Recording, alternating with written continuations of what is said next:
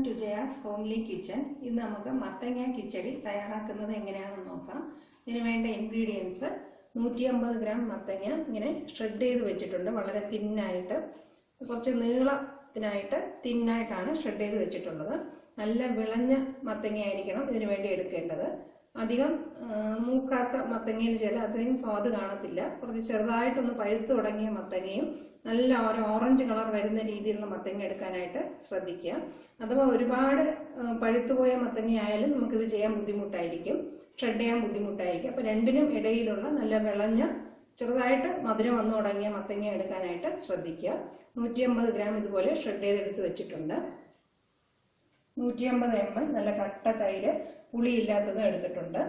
2 teaspoon വെളിച്ചെണ്ണ, 1 പച്ചമുളക്, 5-6 കറിവേപ്പില, 1/2 ടീസ്പൂൺ ജീരകം, 1/2 ടീസ്പൂൺ കടുക്, 1 വറ്റൽമുളക്, 2 ചെറിയ ഉള്ളി ചെറിയ പീസായിട്ട് കട്ട് ചെയ്ത് വെച്ചിട്ടുണ്ട്.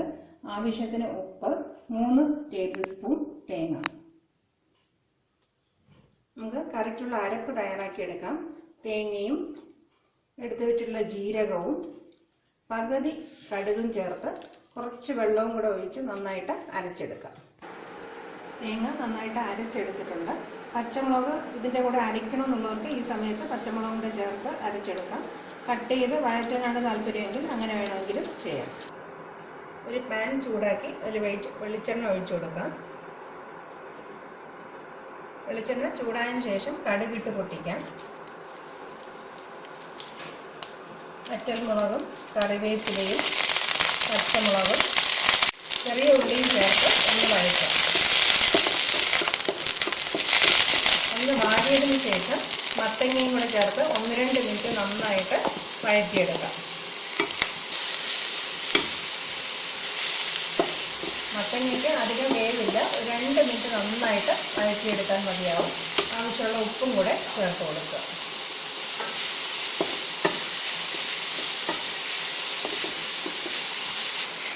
മത്തങ്ങ നന്നായിട്ട് വാടിയിട്ടുണ്ട്. അധികം വെന്ത് കുഴയാതിരിക്കാനായിട്ട് ശ്രദ്ധിക്കുക. കുറച്ച് ഇതിന് ശേഷം നമ്മൾ അരപ്പും കൂടെ ചേർത്ത് കൊടുക്കാം. അതും 1 മിനിറ്റ് നന്നായിട്ട് വഴറ്റിയെടുക്കാം. ഒരു പച്ചമണം മാറുന്നത് വരെ 1 മിനിറ്റ് നന്നായിട്ട് വഴറ്റിയെടുക്കാം. 1 മിനിറ്റ് അരപ്പും കൂടെ ചേർത്ത് ഇളക്കിയതിന് ശേഷം നമുക്ക് ഡ്രൈ ആയിട്ട് വരുന്ന സമയത്ത് ഗ്യാസ് ഓഫ് ചെയ്ത്, ഈ സമയത്ത് നമുക്ക് ഗ്യാസ് ഓഫ് ചെയ്ത് കൊടുക്കാം. ഇനി ഈ കൂട്ട് നന്നായിട്ട് തണുത്തതിന് ശേഷം മാത്രമേ തൈര് ചേർത്ത് കൊടുക്കാൻ പാടുള്ളൂ. തൈര് നന്നായിട്ടൊന്ന് അടിച്ച് കട്ടകളെല്ലാം ഉടച്ചതിന് ശേഷം അതിൻ്റെ കൂടെ ചേർത്ത് കൊടുക്കുക. മത്തങ്ങ ഒരു നന്നായിട്ട് തണുത്ത് വന്നിട്ടുണ്ട്. ഇനി നമുക്ക് തൈര് നന്നായിട്ടൊന്ന് ബീറ്റ് ചെയ്ത് ഇതിൻ്റെ കൂടെ ഒന്ന് ചേർത്ത്, ഒരു സ്പൂൺ വെച്ച് തന്നെ ഒന്ന് ബീറ്റ് ചെയ്തിട്ട് ഇതിൻ്റെ കൂടെ ചേർത്ത് കൊടുക്കുക. അഥവാ തൈരിന് കുറച്ച് പുളി കൂടുതലാണെങ്കിൽ 1/2 ടീസ്പൂണോളം പഞ്ചസാരയും കൂടെ ചേർത്ത് കൊടുക്കാം. താല്പര്യമുള്ളവർ മാത്രം അങ്ങനെ ചെയ്യുക. പഞ്ചസാര വേണ്ടെന്നുള്ളവർ പുളി കുറഞ്ഞ തൈര് ചേർക്കാനായിട്ട് ശ്രദ്ധിക്കുക.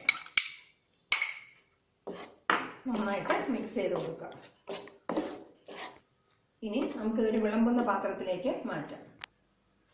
വളരെ രുചികരമായ മത്തങ്ങ കിച്ചടി തയ്യാറായി കഴിഞ്ഞു. ഇത് തയ്യാറാക്കാനും വളരെ എളുപ്പമാണ്. പ്രത്യേകിച്ച് ഇതിനകത്ത് ശ്രദ്ധിക്കാനുള്ളത് നല്ല വിളഞ്ഞ മത്തങ്ങ വാങ്ങിക്കാനായിട്ട് ശ്രദ്ധിക്കുക. ഇതെല്ലാവരും തീർച്ചയായിട്ടും പരീക്ഷിക്കുക. കൊച്ചുകുട്ടികൾക്ക് പോലും ഇത് നന്നായിട്ട് ഇഷ്ടപ്പെടുന്ന ഒരു കറിയായിരിക്കും. Thank you for watching my video.